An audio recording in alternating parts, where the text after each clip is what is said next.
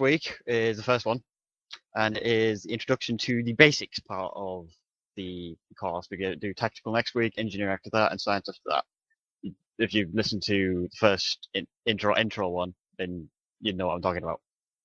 Just in case anyone forgot. But anyway, onto this. Today I'm aiming for maybe an hour at the most of actual explaining. Half an hour per side, half an hour space, half an hour ground. Try and divide it up evenly as much as I can. And we'll probably finish up with a PvP event in the end of this time. But anyway, I'll start off. What's the first thing you guys think of when I say PvP? The very first thing. Pew pew. PvP queues. Pugs. Versus players. Yeah. Get Player hammered. versus player? Pre-mains. Set vendors. That's okay. Interesting. Wasn't expecting that, but okay. Getting hammered by Wee Wee in any match I'm in. Anyway, Moving on. what PvP basically is, when it says player versus player, it literally means player versus player, human versus human. That means you're putting your own intellect and your own skill versus somebody that's also doing the same thing, whether they be more skilled or less skilled, relatively speaking, at what they're doing to you. Now, in PvP, the most important thing to think of is not yourself, not the team as much, not the enemy, but the strategy you're using. It's the most important thing to think of in any PvP match. If you don't have a sufficient enough strategy, then about 80% of the time you'll probably fail, unless you get really lucky. And that's where the team play comes into to play. Now, the basics today will be covering basic strategy, basic teamwork, and we'll be covering the basics for each profession in the following weeks as well. But today it's all round achievements, basics and strategies, all that kind of thing today. So anyway, I will start by inviting you all to a PvP map, and we can maybe have a few demonstrations. Would you like me to fraps it? Yep. Yeah. Logging in. Does it matter which character? Bring the character that you want to use for space.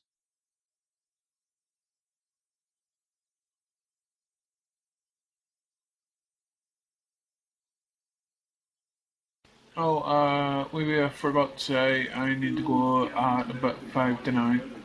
Did you bring That's a fine. tardy? Are they called tardies? Oh no, that's when you're late. Did you bring a note from your mother? No. Have I missed anyone? I'm still logging in. Alright, yeah.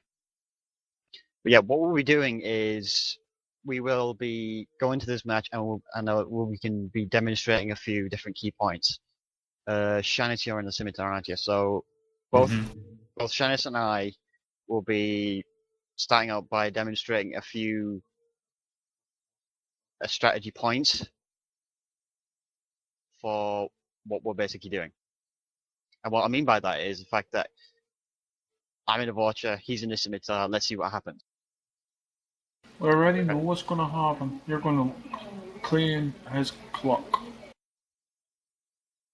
A chance when one of us gets to 50%, or Okay. one of us blows up first, whichever comes first, then we'll stop. Okay. Tantric PvP. Let's hope it's not too short. Yeah, I would change the kill count to 1, but got it set to 25. Yeah, but this is for the entire thing, not just for this one match. Okay. It Honestly, gives us more room. I'm going to assume everybody's ready. Yep. I got this started. Okay, so Shanice and me will initially engage in a PvP match. Now, he's in a scimitar, I'm in a Vorcha. We both have cloaking devices. First question. Do either of us use a cloaking device? No. No. Do you want to hold off till I start the yes. fraps? Yep. Hang on. For strategy, yeah, it might be best at some point of it. Okay, fraps key time log thingy differ. Well, I guess, don't you get a bonus to it when you Yeah. decloak? Bonus to Yes. Yeah. Yep. When you decloak, I think it's a 15%, give or take a few Romulan enhancements Not to to mention no or check. dots to your damage. That just simply comes off your cloak, and the powers come later on. The rest of you who want to watch can stay minimum 15 kilometers away just to be safe. Never bothered with Okay. my cloak on the. So okay, so I flip side. heard most of you say no to using cloak. Well, I have a You cloak do. on my Defiant, but I don't bother with it on the Fed side because it's not a battle cloak. Defiant Cloak's a different matter because that's a trade-off between an active thing and a passive console. Both the Vorcha and the Scimitar have innate clocks. Have Okay. what kind of cloak? Innate, which means nothing's given up in order to be able to use it. Whereas the Oh. Defiant, you have to Ship. give up a console. So okay, this is more of a recommendation rather than something like that. The rule I usually go by is if it's got a standard cloaking device, whether it be a console or an innate ability, and the opponent has a cloaking device, then the person with the standard one cannot use it. However, if one of them is a battle cloak on something like a Romulan ship or a bird of prey, it is most of the time integrated into the actual playstyle of the ship itself. Therefore, I would allow them to use it. Like I said, that's more of a recommendation than something. But 90% of the time, when you encounter a battle cloaking ship, it will be part of their strategy. So for Romulans, you will want to be cloaking a lot of the time, unless you develop a strategy that does not need that or require it. So as a result, Shannis will be cloaking if he hasn't already, and I will be scouting around. Now, observe the inevitable match that will be approaching now. So whenever you're ready, Shannis, make sure everyone else is 50 kilometers away at least. Ready? So when you're ready. Ready? He means go when you're ready. You can't see much from back here.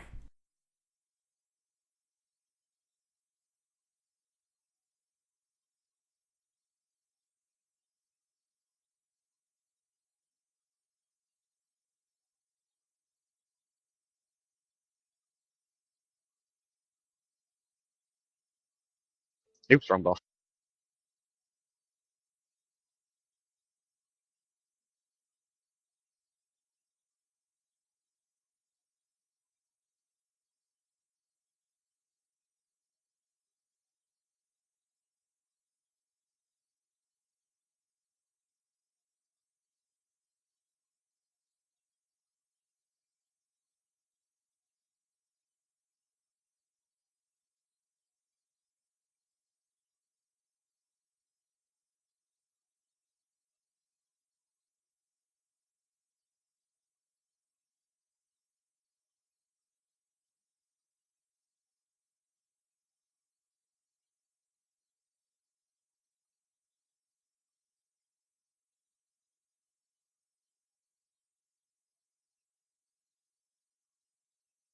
Okay, we can hold it there, Shannis.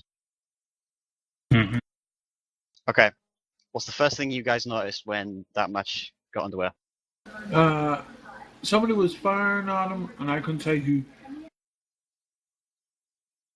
You couldn't see him coming. That's what Dylan's first thing I noticed. That you Yeah. couldn't tell where he was coming from or the direction he was coming from until he decloaked. Wait, What I Yeah. noticed is fired. you used your buffs and then fired. Then once the buffs cooled down, cloak up, wait for things to reset, hit him again, uncloak, fire. Mm-hmm. True. Basic raid tactic. Yeah. Now, when he decloaked, he had a significant amount of tactical buffs ready for his Alpha Strike with cannons that he was using. Yeah. And he kept on swiveling around using his battle cloak and doing strafing runs with the scimitar, which Just is like rather it extraordinary happened, considering the size of the ship. just like happened in the movie. Now, did you notice anything from my side when he did that, when he started his alpha strike? I would say you were able to get a few lucky shots on. That's firepower that comes afterwards. The initial alpha strike, everybody would focus on saying, well, it's so incredibly powerful, it's difficult to resist. When in fact, all you need to do is plot off a few resists. The first thing I did was plot off my emergency power shields to have resistance for his alpha strike, so my shields won't go down as quickly. Tactical team to make sure my shields are distributed to whatever direction he's coming from, and brace for impact to make sure I have hull resistance and the innate shield heal whenever he started firing on them from the door. The most important thing when going into a PvP match when you're under fire is to use your resists whenever you possibly can. Because you never know when something's going to happen to you like that. That could have easily been in the middle of a match. Shannis could easily have waited till my buffs have cooldown and I've just been wasting them endlessly in the match, and he could have destroyed me instantly because everything would be on cooldown. But for an initial alpha strike, an important thing to remember is if you've got an emergency power shield, a tactical team, and, well, everyone else brace for impact, use them. Because then it will resist against those powerful alpha strikers, and it will give the ability to fire back because he would have survived, which is kind of important in the match. Now, as the match developed, granted I had the wrong boss, he started doing strafing runs, and I, as best I could, started turning as much as I could and trying to maneuver around him, because that's what B-bots do. More on that maybe a little bit later as well. But what I was trying to do was break his strafing run. That's the key element in this. Shannis' alpha strike and his strafing runs with the scimitar. His stupidly big scimitar. So, if an opponent is strafing you, and he's using his DPS to do that in a ship, whatever ship it is, whether it be a Defiant, a Scimitar, something like that, what would you do? Pop in an invasive maneuver to get out of there and break the attack run. Crank power to shields. Yep, I'd tank him. Shields and engines. Depends on the ship I'm flying or what I have. If I was like my Romlin, I might pop my shields, cloak, get out of his way, come at him from a different angle so that he stops the attack. Can I say something? Yep. Basically, also, okay, I have a question for any of you ever played chess with another person? And not... Yes. Yes. Okay. Never.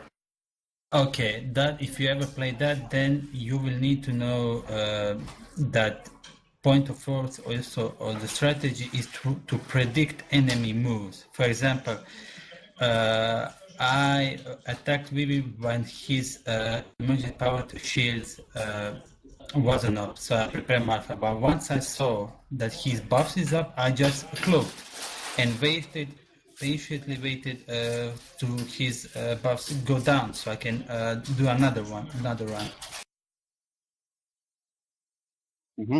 Exactly. And Mac, you pretty much got it for half your statement when you said back there as well. It depends what ship you're in as well. But most of the time, you'll either want to evasive out there or pop your shields.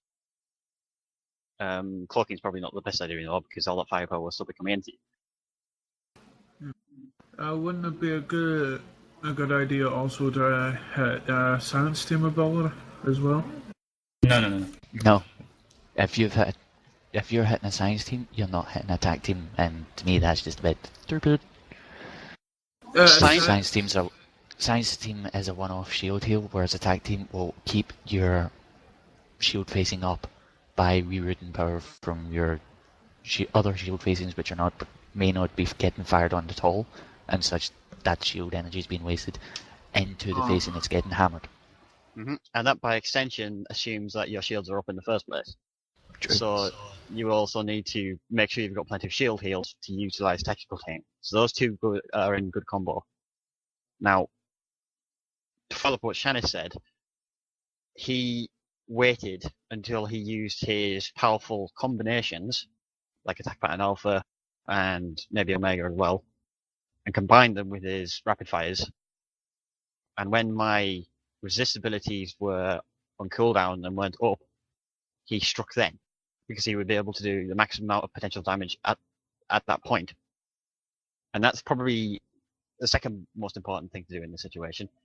Maximize your damage if you're on a damage ship and need DPS to get the maximum amount of potential damage out of a situation. Now, if you're, say, wasting a power, in fact, I'll backtrack for that. In order to waste a power, you will have to basically just sploot it whenever you want. If your opponent has a bunch of heals and resists on them, and you go with something, you just pop up Alpha or Omega because you want to, they're not going to feel as much of an impact. But if you patiently wait and get your maximum DPS potential and cooldowns already, then you can swing around and knock them in the rear, or wherever you're firing from. So that would assume damage. Go on, Shannon. Go on. That would assume it for damage ones as well. Now for the tanks, their most important rule is make sure I just want to say before you go to the tanks, basically also important, for example, like we start about my Scimitar.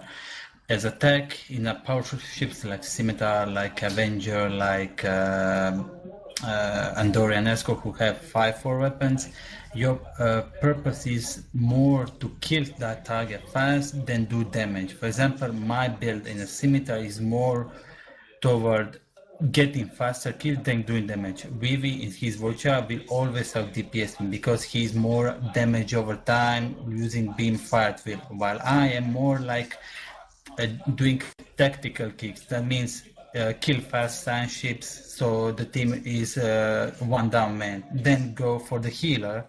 Healer is down. Then go for the main leader of the team, say Vivi, for example. Yeah, how effective those combinations are we'll cover later at some point, of Exactly. course. But the actual strategy of using them is another thing I want to cover here if I haven't already. I think Shannon touched this on it earlier. Learn what your opponent is going to do, what he is doing, and what you think he's going to do. Now, in a match, particularly a team match, it may be easy and or difficult, ranging from in between there, to determine exactly what your opponent is because their actions may be unpredictable. But if you sufficiently observe your target, you will know their strategy. So, for example, in that match against Shannis, assuming I didn't know what his build was going to do already, his Alpha Strike I immediately got already. So I thought, right, okay, he's in a Scimitar. What does he have? He has a Battle Cloak. Therefore, his Alpha Strike will be important to him. Now, the last thing you would normally expect with a Scimitar would potentially be cannons and strafing runs.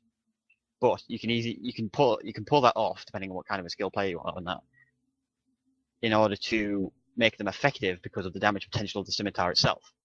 So what I'm basically saying is, look at what ship your opponent is using, look what ship you're using, and then determine, right, he has this strength, but this is weak, like hull, shield strength, whatever. And then you can maybe exploit that with whatever you have handy. If you have extremely limited options, try to maybe perhaps call in a teammate. Or if it's a 1v1, do something about it to involve better strategy using your surrounding terrain. So for example, this asteroid field. If your ship you felt wasn't good enough to stand up to exploiting the weaknesses of your opponent's ship, use the asteroids themselves. in order to gain yourself an advantage. So use every resource you have available, whether it be in the map, your own powers, your own ship, and even your opponent's ship, to your own strengths.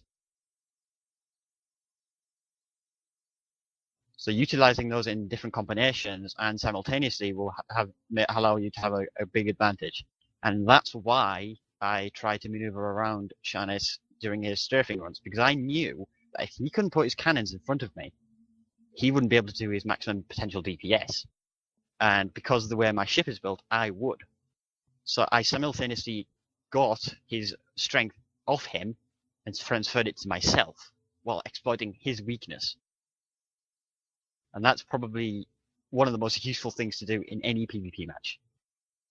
Try to do things simultaneously more than perhaps in singles. Single combinations like that will work, but simultaneous combinations like that will be the most effective. But take them when you can, whether they be single or combinations. Any questions on that so far?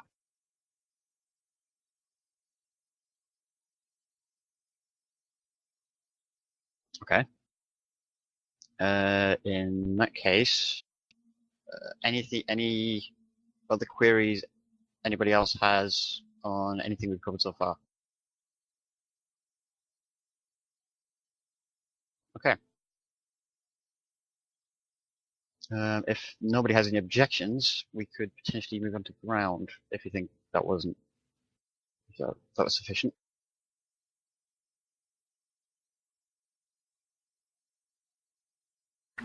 What about doing a quick PvP match now? To try and put into practice what you've taught us before moving on. Good. I was hoping somebody would say that. Yep, that would make a lot of sense. Yep. Go for it.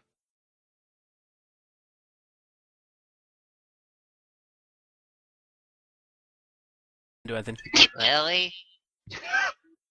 Yeah, they're trying to demonstrate something and you're basically standing up getting in the way. It's not as bad as what Rusty did last time, but nevertheless. Okay. Ground is significantly different than space. The first thing to note when you're doing ground PvP is no shooting mode. Nobody uses shooting mode. Oh, really? I thought it was quite good. You are always hitting your target if you use RPG mode. It destroys the ability and necessity for accuracy. You're compromising yourself if you use shooter mode. So that's probably the first rule to do. You don't PvP in shooter mode. You just don't, because okay.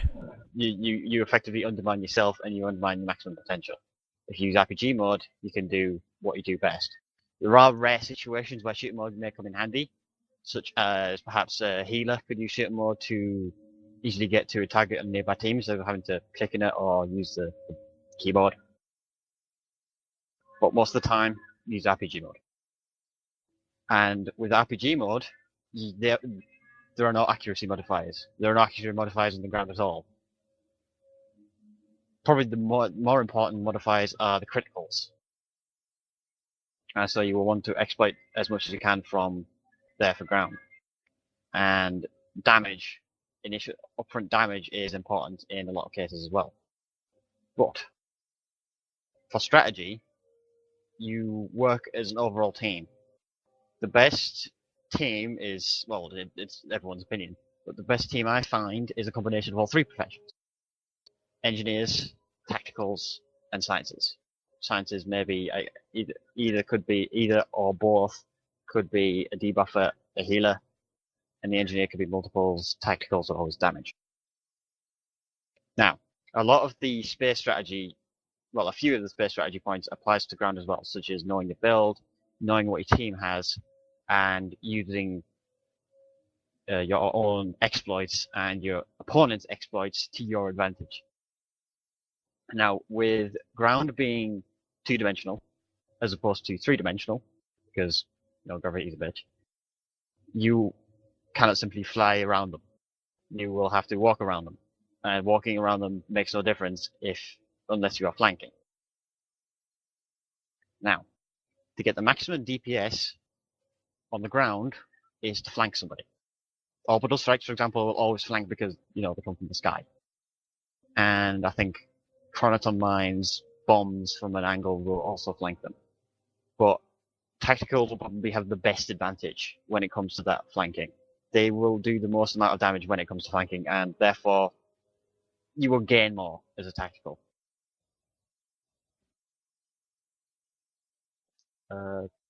Spud, your microphone was lighting up then. Yeah, sorry about that. Right. Okay. Like I said, what applies in the space, a few points applies in the ground. So I'm going to put down a power now, and you're gonna immediately go into analysis of what exactly kind of build I am. Annoying person. Choke point. Anybody else? You'll get up. You're going to go bomber. up. You're going to set to the point. You're going to set at a point. You're going to set that down. You're going to put up a cover shield, ideally on a choke point, so such as that doorway, and then you're going to put a bomb down on the other side of that cover shield and detonate. You're a defender, basically, aren't you? Good. That's a good word for it, probably, the defender. Yeah. More of a blockader. And a blockade. Any other words? You can also be an attacker with that with a combination of fuse armor and weapon malfunction. And while the target is slowed, hold, you use mines to kill with it. Okay, that's another word. An attacker. Yep, that's with fuse armor, that's my Cat's Demons build, basically.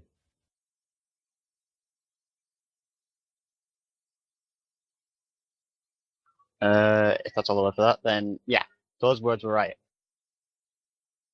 What you will find, I'll go into more details for engineering and the different professions, is that engineers will be the ones most of the time setting up the bases. The other two are built around that.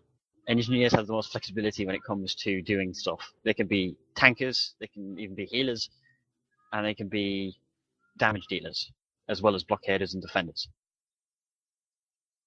Tacticals are primarily damage dealers, and they do have flexibility for good team support.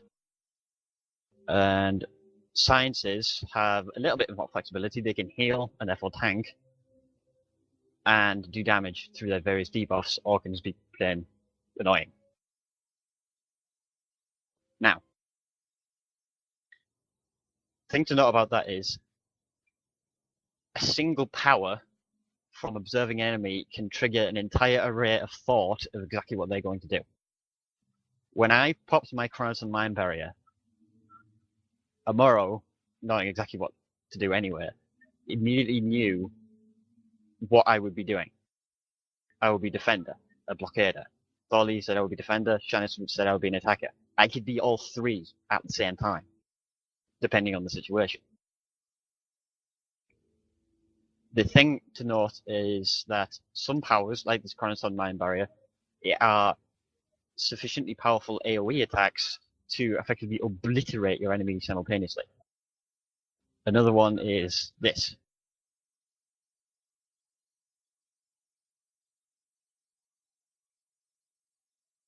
Boom. Now, Doffs come into a lot of play as well when it in ground with the various abilities. I think Chronoton Mine one's a bug right now, but I don't know. And pets and debuffs are more prominent on the ground. For example, engineers having the ability of weapons malfunction on this kit, enemy neutralization kit, and I think one or two other kits. You pop that on a tactical, they will destroy the tactical's purpose. Because think about it. The tactical's purpose is to deal damage, primarily through the weapon. So unless they're using a sword, which can actually be effective, they will be mainly using a gun, or with weapons malfunction, they disable the gun. That neutralizes an entire ability profession in one power. So tacticals are vulnerable to debuffs. Engineers are the blockaders, so having a mass run against them is usually a good idea, and flanking them, because they're so busy blockading a single point in a single direction most of the time. And sciences will be the ones in the side, healing and or debuffing.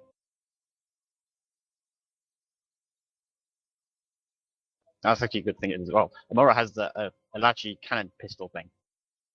Now, I could easily combine that with, say, a fuse armor, and he could just launch it at an enemy and it will just go boom. This is exactly like space. Combine your own ability with an ally in order to effectively make use of it. But combine your teamwork and strategy in order to use it properly. So, as a tactical officer, when I pop this power, what is their Sorry, job? I've got to go, guys. Okay. What is the job of a tactical officer when I pop current on mine? User disconnected from your channel. Okay. The job of a tactical officer in this situation is to wait. The engineer has control of this point. They have the mines, and therefore an enemy can easily come and run up to them if they don't see them, and it'll just simply blow them up.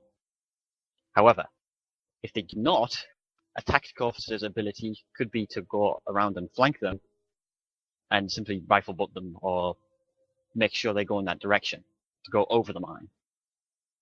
It depends on the situation.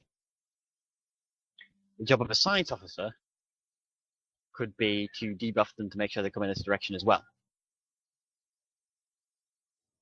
Now, the overall purpose of that was the basic principle of making sure you exploit your damage potential.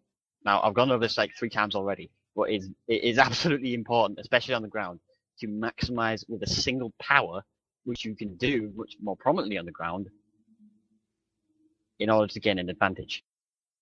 Because of the way cryptic maps are designed, it's much easier to do some things with a single power, like the mine barrier and flanking damage. Waiting around the corner is a good idea as well, because it allows you to keep it hidden out of sight, and unless they use a mini-map, then they won't see you. And that's actually another good point. Using a mini-map can hide me. Well, actually unhide me, rather. If I stand here, nobody can see me if they don't use the map.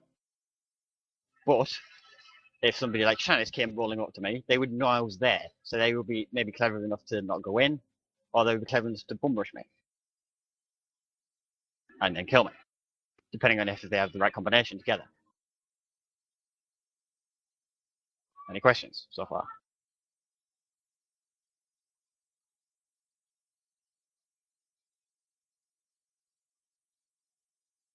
Okay.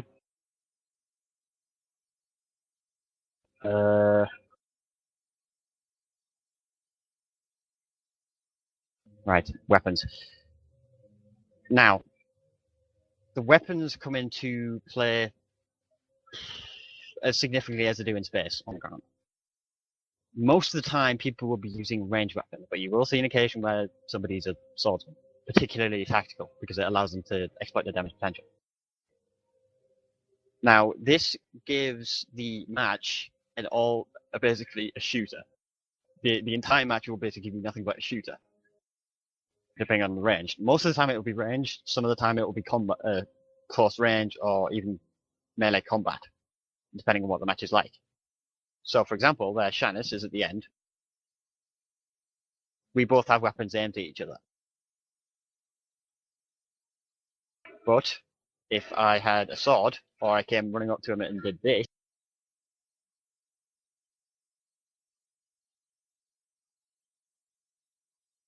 then that would therefore make the match have an unexpected turn. Now, that's probably you're thinking, like, why the hell did they do that? Why the hell was that point? The point is doing something unexpected. It's much more useful to do something unexpected in ground than in space, because in space everybody could see you. On the ground, you're restricted to the terrain. So if you do something your enemy least expects, you've got it. Follow what Hannibal did. Know your enemy. Do what you think they least expect. And predict what their actions are going to be based on what they are and what their powers are. Any comments or questions?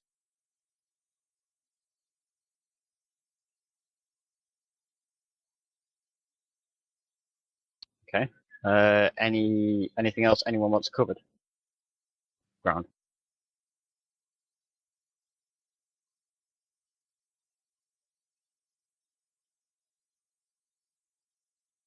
Okay. Do you guys want to delve into a match? Let's Yeah, let's practice. do it.